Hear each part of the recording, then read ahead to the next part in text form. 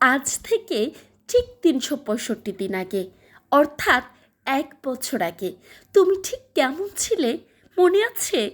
তখন তোমার মাথার উপর ঠিক কোন চিন্তাটা ঘুরপাক খাচ্ছিল? কোন রাতগুলোয় তুমি না ঘুমিয়ে কাটিয়েছ?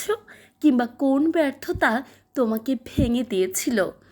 আজ ১ বছর পর পেছনে তাকিয়ে দেখো, যে সমস্যাটাকে তখন মনে হতো সব কিছুর শেষ, আজ সেটা তোমার কাছে কেবলই একটা পার হয়ে আসা অতীত। সময় সত্যি এক অদ্ভুত জিনিস, তাই না? আমরা থামি, কিন্তু সময় কখনো থামে না। ১ বছরে পৃথিবীর অনেকটাই বদলে গেছে, কিন্তু সবচেয়ে বড় পরিবর্তনটা কোথায় হয়েছে জানো? তোমার ভেতরে। তুমি হয়তো প্রতিদিন আয়নায় তাকিয়ে নতুন কিছু দেখতে পাও না। মনে হয় সব তো আগের মতোই চলছে, সেই একই রুটিন, একই লড়াই। কিন্তু সত্যিটা হলো, তুমি প্রতিটা দিন একটু একটু করে বদলেছ। যে ভুলগুলো ১ বছর আগে করেছিলে, সেগুলো আজ তোমাকে সতর্ক হতে শিখিয়েছে। যে মানুষগুলো তোমার জীবন থেকে চলে গেছে, তারা তোমাকে একাকিত্ব কাটিয়ে শক্ত হতে শিখিয়েছে। আর যে স্বপ্নগুলো ১ বছর আগে অপূর্ণ ছিল, সেগুলো আজ তোমাকে এক নতুন পথ দেখাচ্ছে।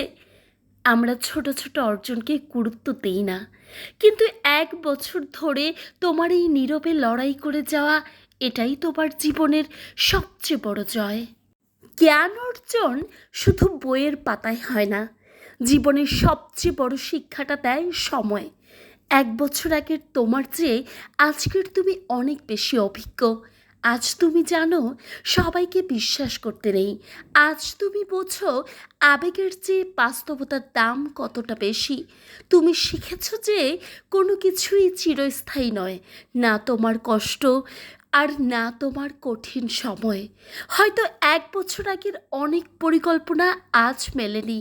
হয়তো তুমি যেভাবে চেয়েছিলে ঠিক সেভাবে জীবনটা সাজাতে পারোনি, কিন্তু তাতে কি? সব কিছু নিজের মতো না হওয়াটাও কিন্তু এক ধরনের শিক্ষা। যখন আমাদের পরিকল্পনা ব্যর্থ হয়, তখনই আমরা জীবনের সবচেয়ে গভীর সত্যিটা বুঝতে পারি।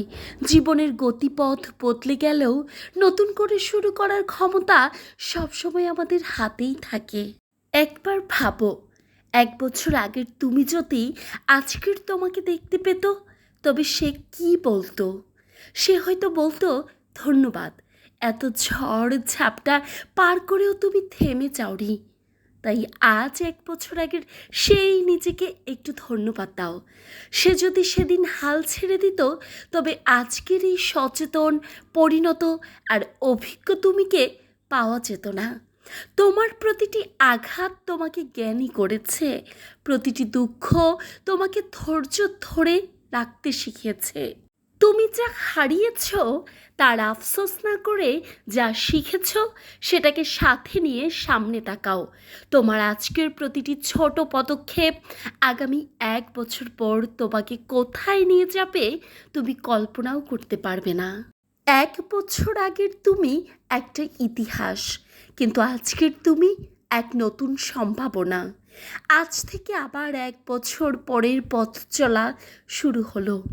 আজ যে সিদ্ধান্ত তুমি নেবে, আজকের যে পরিশ্রম, সেটাই তৈরি করবে ১ বছর পরের তোমাকে।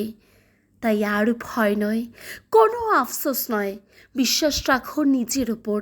শেখার প্রক্রিয়া থামিও না, লড়াই করার মানসিকতা হারিও না। আজকের দিনে নিজেকে একটাই কথা বলো, আমি কালকের চেয়ে আজ ভালো, আর আগামীতে আমি আরও সেরা হব।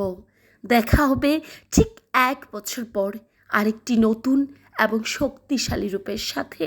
আজ থেকে কি এই নতুন পথ চলার ডিজিটাল ডায়েরি শুরু করতে চাও?